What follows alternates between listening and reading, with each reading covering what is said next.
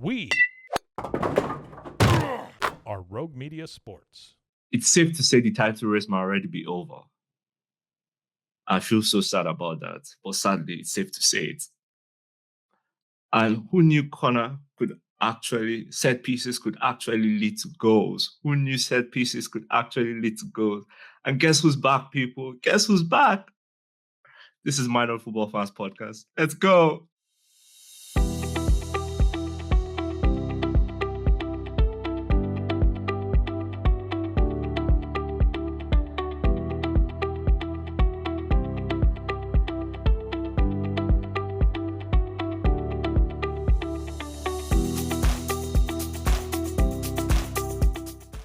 Hello, everyone. Welcome to Minor Football Fans Podcast, your go-to home for all things Premier League football. I'm so happy today because guess who's back? Yes, everyone. Guess who's back? One and only Spy. Spy, how you doing? It's been a minute. It's been a minute indeed. I've been good, thank you. How are you? I'm okay. I'm chilling. I love this. I'm so glad to have you back. You know, it's been a long time coming. You know, obviously so many things in the works, but so glad for you to be back. But yeah, Minor the Football Fans Podcast, your go-to home for all things Premier League football. As always, you know where we have to start. We have to start by saying thank you to all you amazing subscribers. Those of you who have already subscribed and following the show, thank you so much to y'all. You know, without y'all, this would be possible. So thank you so much.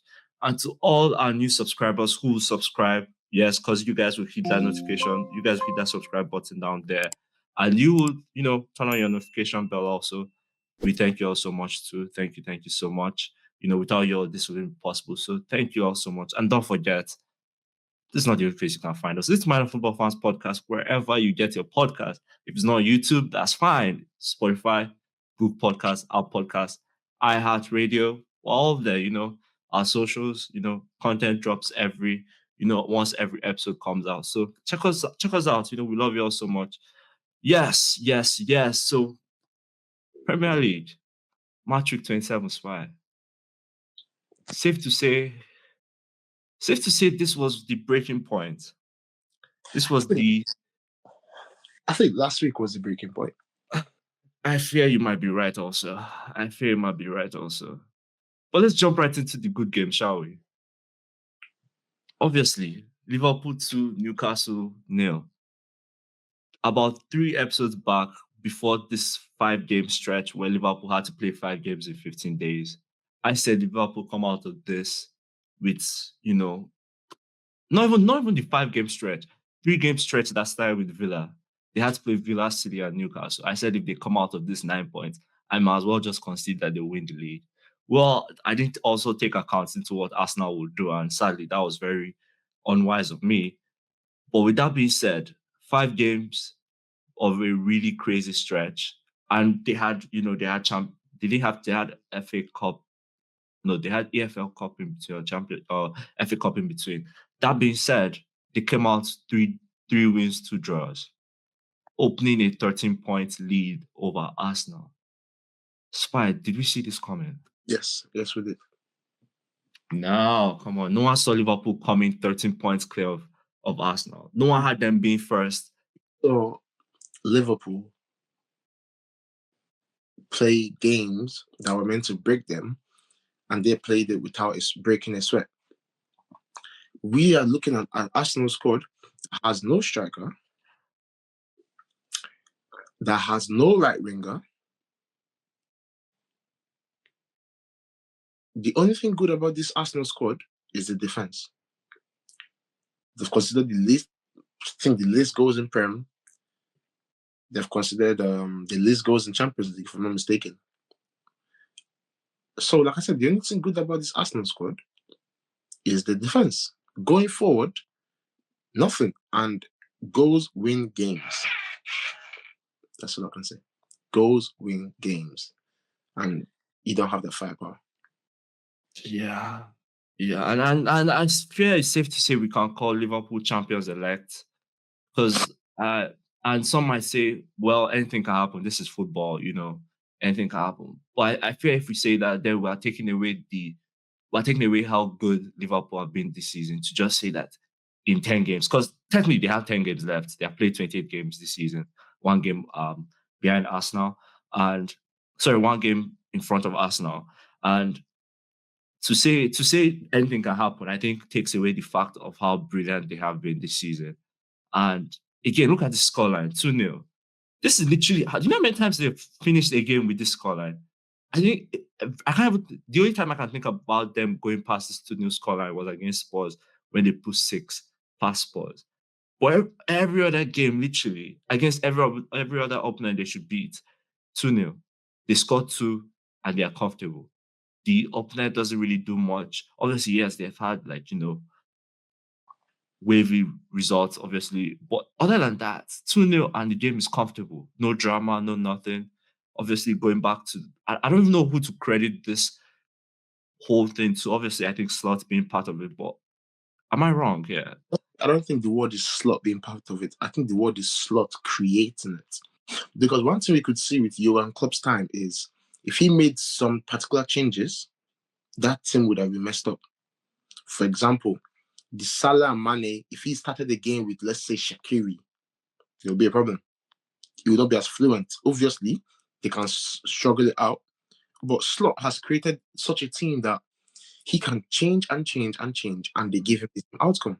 He can play Nunez, he can play Gakpo, he can play Diaz, he can play anyone, but they give him the same outcome. And Mr. Inevitable, no matter how you hate him, no matter how you don't like him, as Jamie Carragher would say, he's not playing in the big leagues with his country. Jamie? That was mental for him to say. AFCON is a big competition, considering, perhaps some people, AFCON, after Euros, some might say AFCON is the second biggest, competition in terms of continent-wise. But anyways, who am I to talk? Jamie?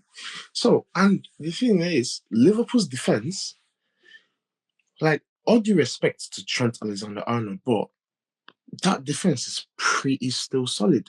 Obviously, the backline hasn't changed in, I think, a couple of years. The only recent change has been Konate, who has been brilliant. There was no... It's a typical trade for Matip and Konate, because Liverpool defense was Van Dijk, Matip, or Van Dijk, Gomez, and the fullbacks. Obviously, Simicast has been coming in, going out. Robertson, but that team has been the same team for years to come, and they still keep delivering. Obviously, you have some new involvement, some Showers line, them not, but it's like they're bringing in quality for quality. That's why I say other teams look up to how Liverpool make their transfers, because they don't just bring in young talents. No. They're bringing in quality. We're taking out, okay, cool, we took out Mane. Let's look and see who can bring us that same quality, that same spring, that same athleticism that Mane brings. Luis Diaz. Mm-hmm.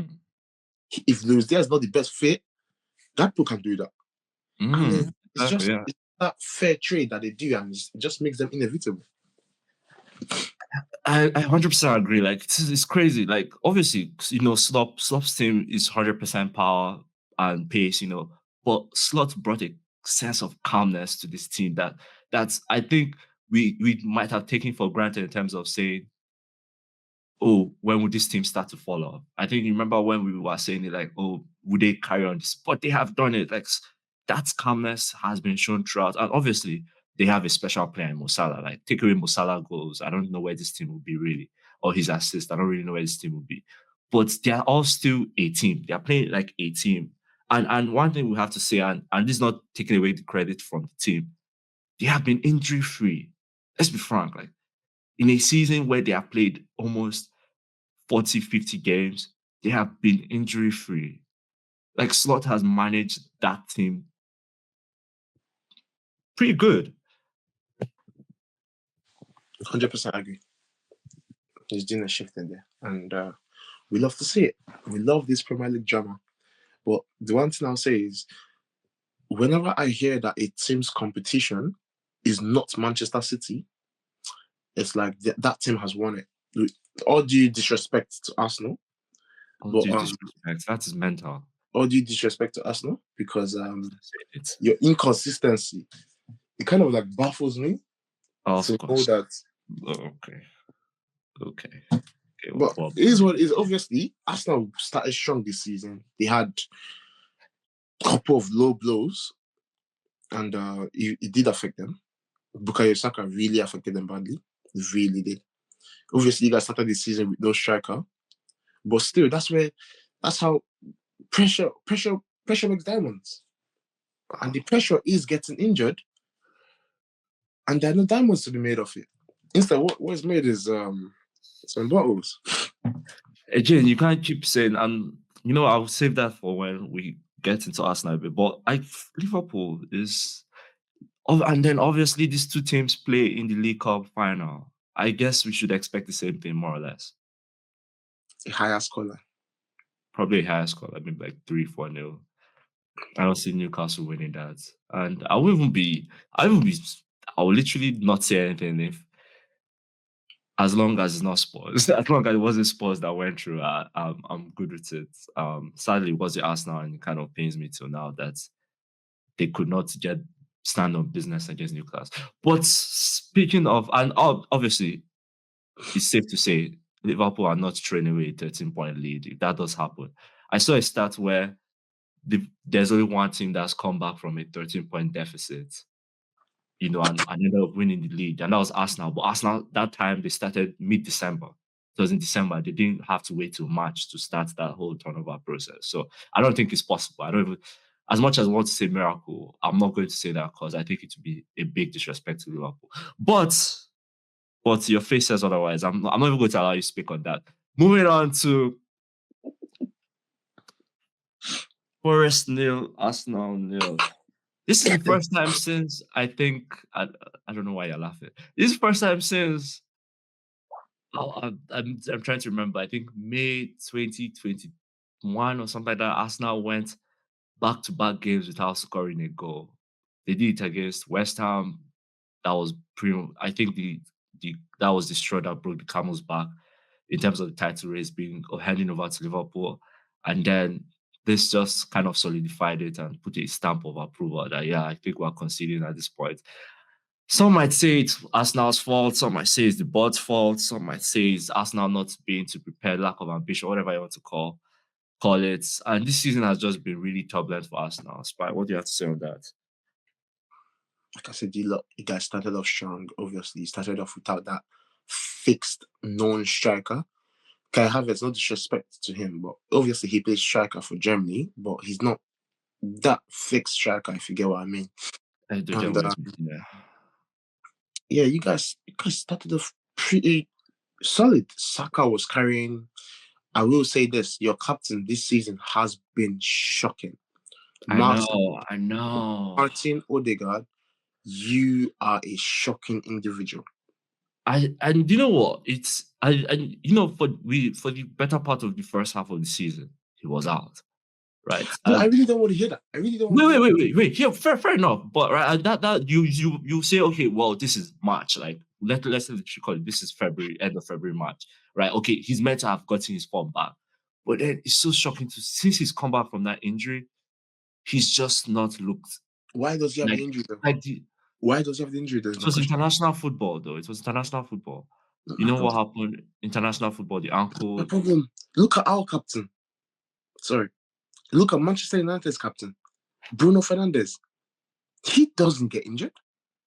Well, you can't blame him for getting injured. Blame him. You can't. Now you're being pointless. Now you're being pointless. Be a man. Now you're being pointless. That makes no sense. That makes no sense. So are we blaming all the United players that are injured for their injuries? I'm not blaming no United player. I'm not a United fan. I just use one player, Bruno Fernandes. If you get injured, my point you blame yourself for getting injured. My point is, yes, I will. My point is, no, you're being biased. An injury is a natural occurrence. If it happens, you've had trainings, you've had games, you've had trainings, you have games to get back your form. To think that guy was once compared with Bruno Fernandes. Wait. That guy was once compared with Kevin De Bruyne. Wait. Pause. That's why I agree with you on the point of, he's had games and training to get back in form. But then everything before that and everything after that, last season, you can't tell me he wasn't better than Bruno Fernandes. No, Last season, you can't tell me he wasn't better than Kevin De Bruyne. no, he was Okay, not and better than now none of you them. are now you're not saying now you're saying Last season, I can only say he was better than McAllister. That's all I can say with all due respect. Do you realize how many chances Bruno Fernandes creates every season? The stats will not favor him the best because it's Manchester United. They don't know how to finish their chances. But do you know how many chances Bruno Fernandes? Okay, he creates chances. Does he have an impact? The chances he creates is literally what? Forgive me for using this, garbage time. Do you realize that Odegaard's assists were based on passing the ball to Saka and let Saka cook? Do you realize that?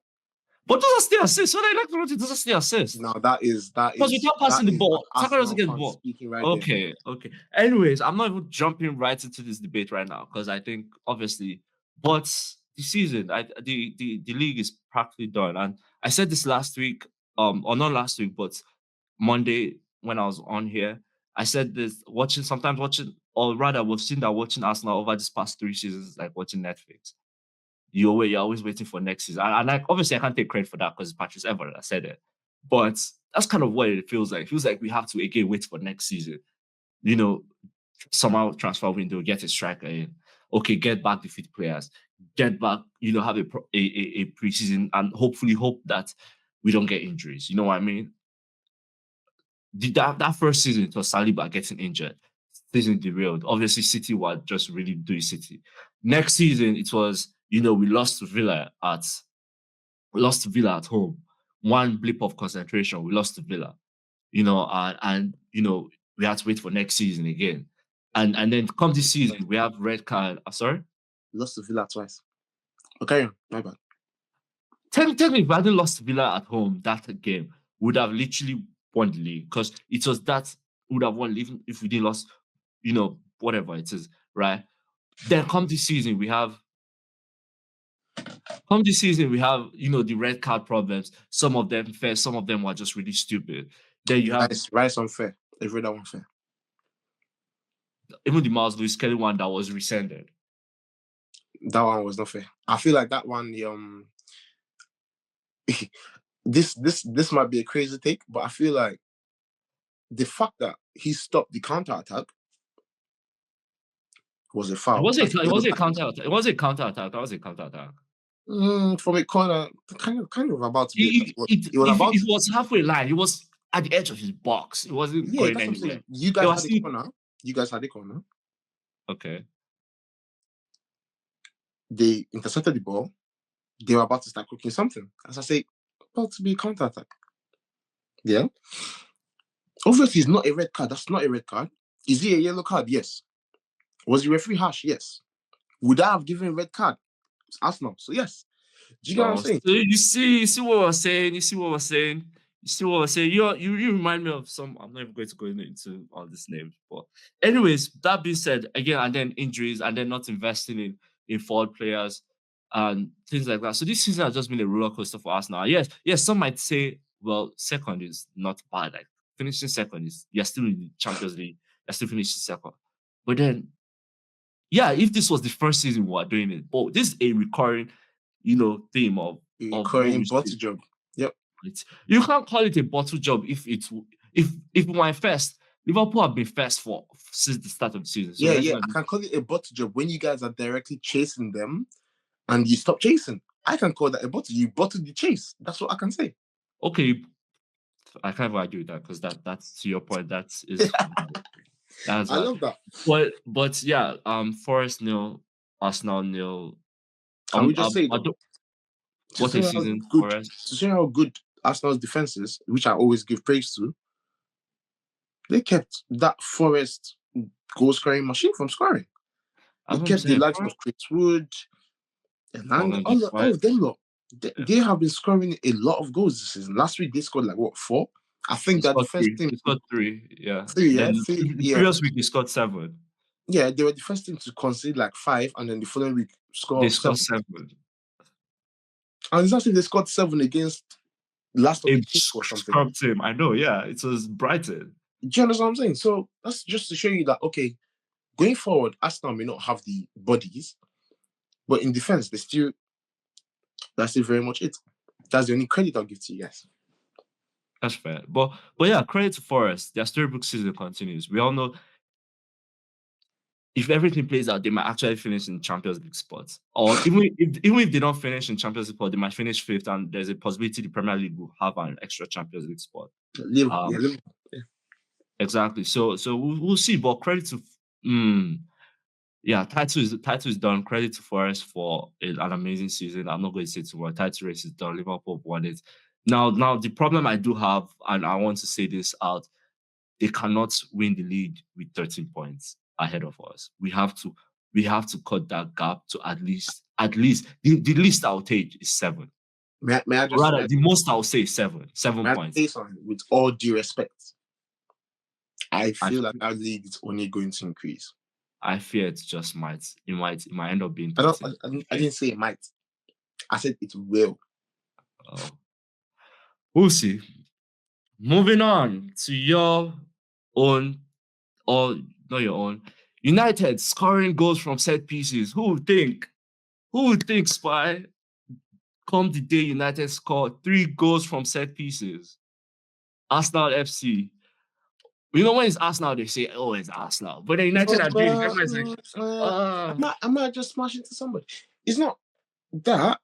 It's that you guys Did you see how our set pieces went? Sorry. I mean, bear in mind. I think only the Maguire one was valid. The rest were just. I don't even want to say valid or not valid. My point is, did you see how we went? Set pieces, set the ball down, play it. That's it. Arsenal, set pieces, your set piece coach stands up, takes over the job from Arteta. You guys take 2 minutes. 2 minutes. Yeah. Yes. To impede the goalkeeper from breathing. Ben White's job when he used to play, the Vicario, impedes the goalkeeper from breathing, and then you guys score a lovely tapping at the back post. We did not do that. Bad habits. Manchester United did not do that. They just had a set piece. Obviously, set pieces, your defenders inside the box, swung the ball in. It's a good delivery. You never hear that about Arsenal. It's not a good delivery. So it's a good delivery from, like I said, Mr. Bruno Fernandes. It's just that the quality around him. It's just it's not title win. It's not Premier League challenging. It's not Champions League challenging. It's not Europa challenging.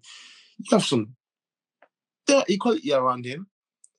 Okay, so good. Let's talk about the quality around him for a minute, because we all saw what the first goal that Ipswich scored. Who do you blame for that? I'll blame it on bad communication. I didn't say what you blame. I say who. Player.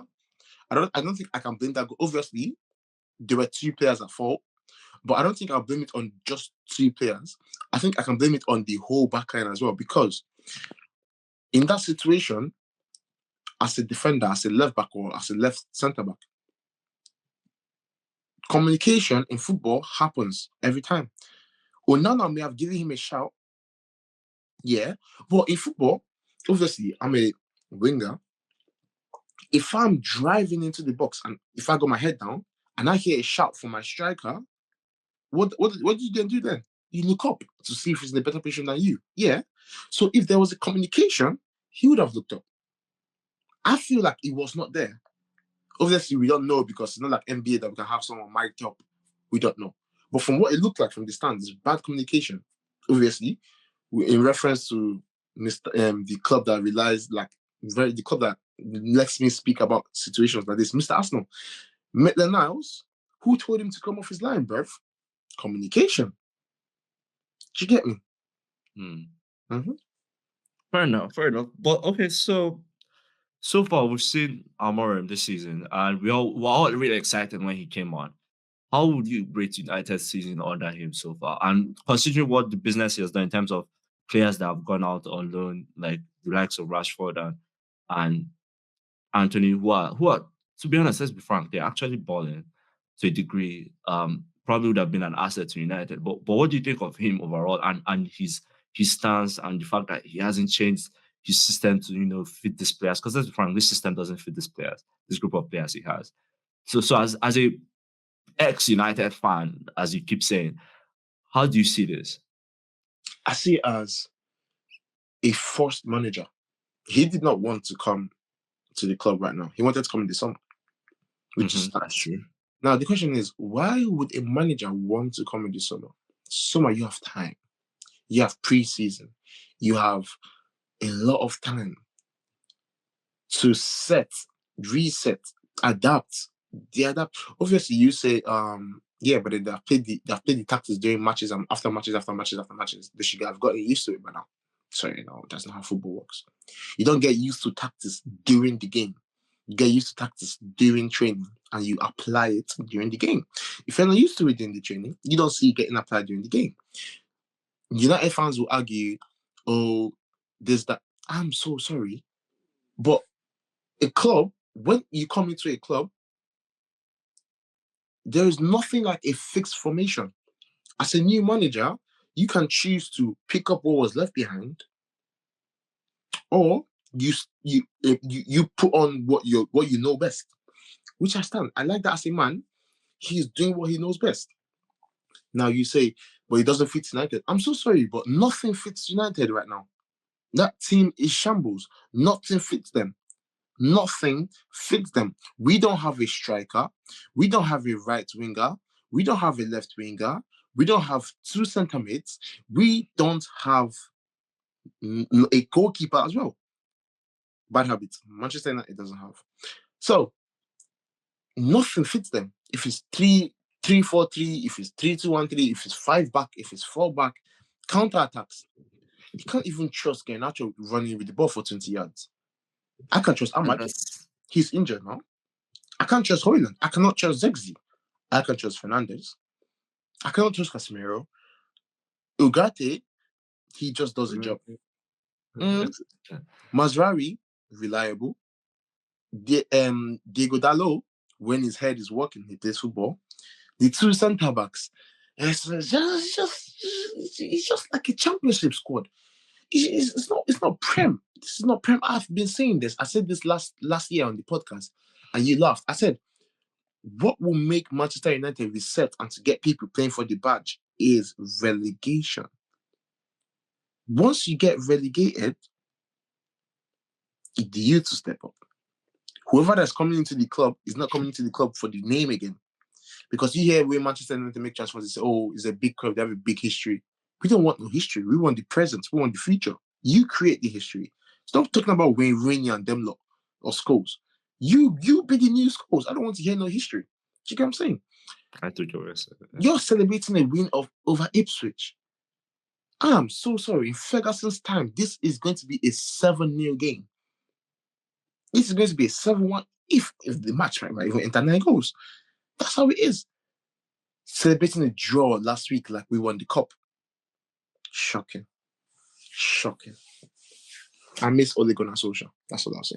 And speaking of relegation, Ipswich, is it written yet, or they still have a chance considering they're? It's written.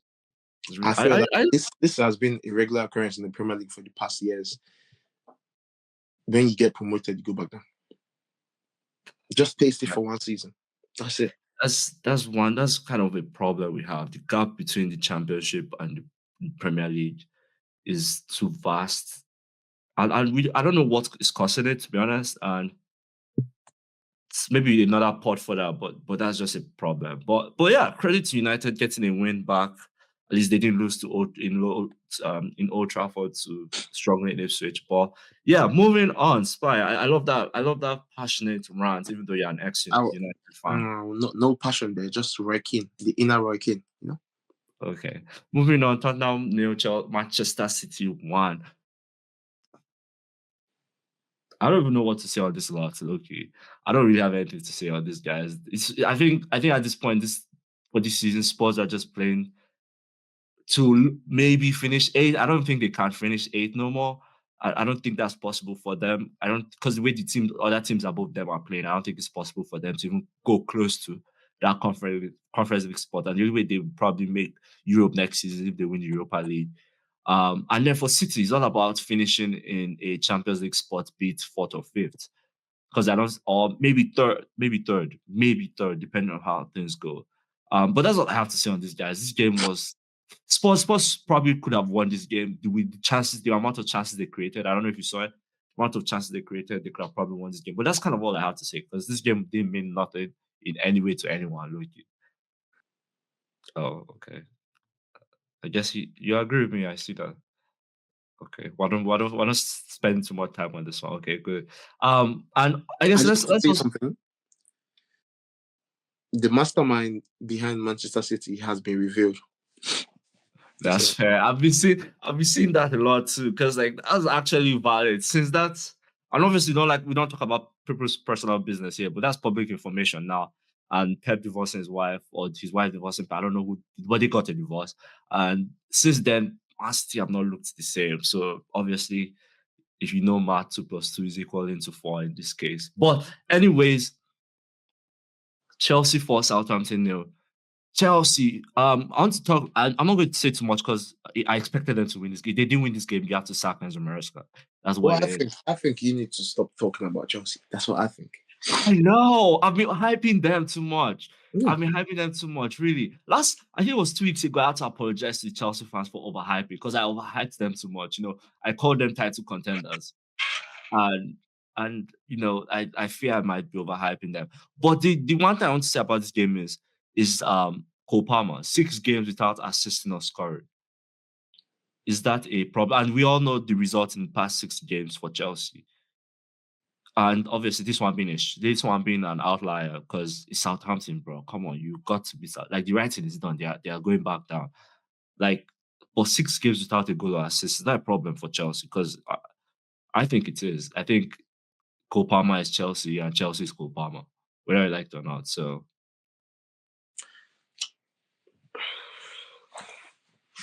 Overrated. overrated. Overrated. When you make someone's name bigger than it should be, and then he starts being typical, that's what happens.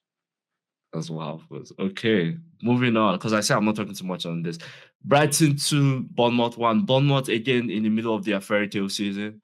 Did you ever see this coming from Bournemouth? Let's be frank. We didn't see this coming from Bournemouth. Nope. But ever since they won Arsenal, sorry, come on. Oh, ever since they beat Arsenal, hopefully we'll come back to that. We still have to play them at the Emirates, so I'm not too worried. Brighton 2. Sorry, you know what? I'm not too worried. Brighton standing on business, I'll getting business done at home. You can hold me to that. That's okay. Brighton standing on business. Low key, right? I think the season is done. I'm not even going to be saying too much again on all these results no more because I think the season is done. I wish it had continued longer, but sadly the season is done in terms of who is going down and who is coming up. Some might say who is going down is still debatable considering Wolves have 5 points over. Considering United too. Exactly. So oh, that's funny. But I think the season is done and we'll move on with that. But credit to Brighton, 2-1 win over Bournemouth. That's fun to see. Moving on, Crystal Palace for Aston Villa 1. That was shocking. Crystal Palace, I picked them as my overachievers this season. Do you know Some what? might say In my prediction, I did predict Crystal Palace to win that match 3-1. Now, the reason I predicted that, I was a bit biased because I put Mateta in my FPL. So I just wanted something from him. So I just had to be biased. And my biasness in create some English, it paid off. that's fair.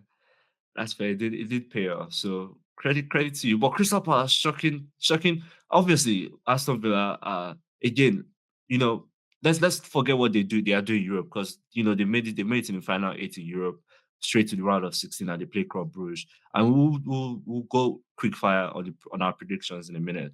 But I feel like this season in the league have been on a roller coaster journey too. Not as bad as Newcastle, because we all remember what happened to Newcastle when they were playing the Champions League and also in the league, but not as bad as Newcastle. But still, it's not been as eventful as we all thought, to be honest, for Villa. Obviously, Villa has brought in some new talents, Marco Asensio, Marcus Daniel Male, Marcus Asensio. Some new talents, and Rashford, isn't Rashford? and yeah, I think those talents can help them a bit in the Champions League. The young boys have done a lot. Rogers has done a lot, and obviously the lives of Duran leaving. That was a big one. But if a man was generational awards, we cannot really challenge him, can we? So, not really. Yeah. I just hope he doesn't retire for more than 2 years. Okay. Brentford won, Everton won. Everton flying under David Moyes.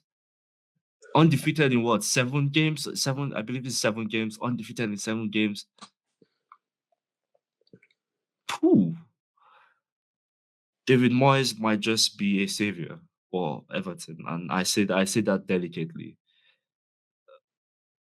And then a Beto. Shout out to Beto, one of the most informed players in the league. Obviously, he had a game to forget because he had some terrible misses.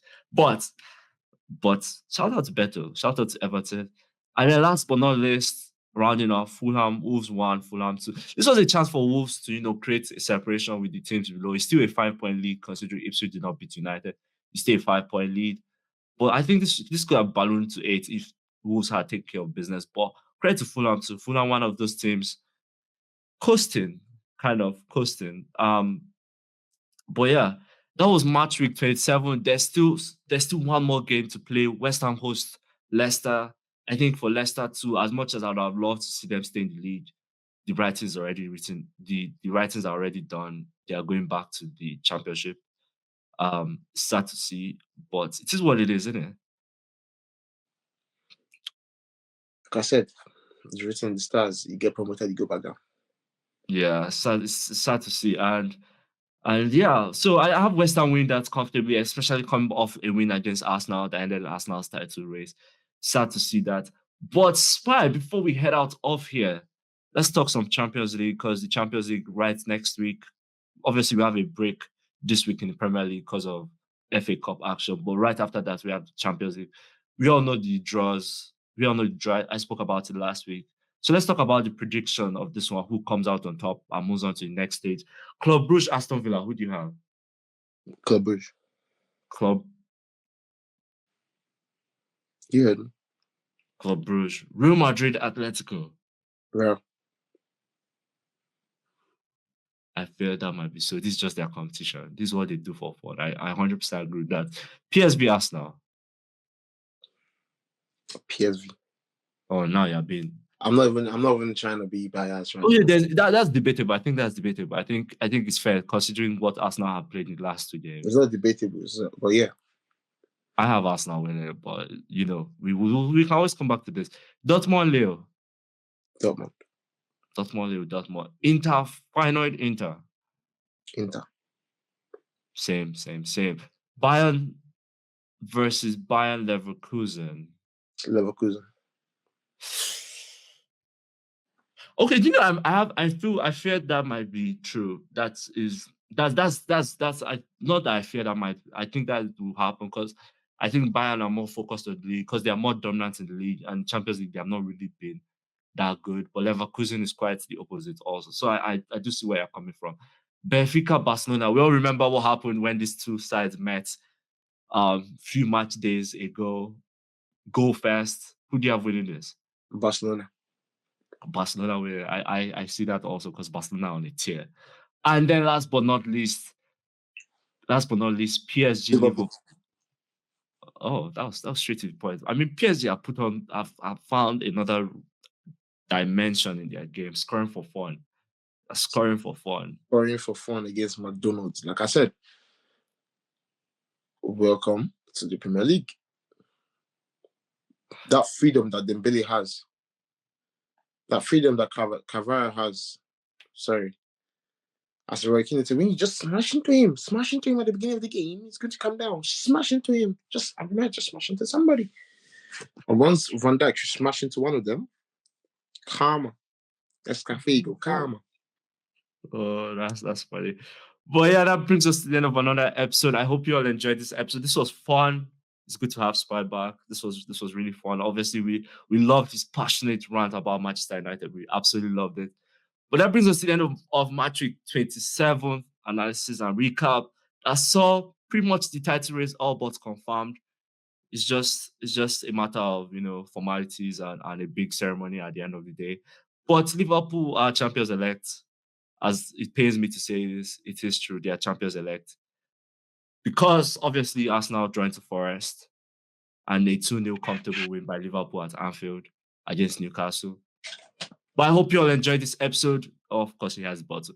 Don't forget, if you are new to the show, please subscribe, hit that subscribe button down below, and give us a thumbs up. To both our new and returning subscribers, please give us a thumbs up, like this video. And don't forget to share it to your friends and your family. We love you all. Mwah, mwah, mwah. Kisses.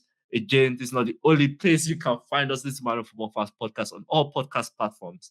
While there, check out our socials. As always, content keeps dropping on our socials. Please check us out. We love you all so much. I hope you all have an amazing weekend. Again, we'll be back after the next match week. Stay safe. He's Spy. I'm David. We're out.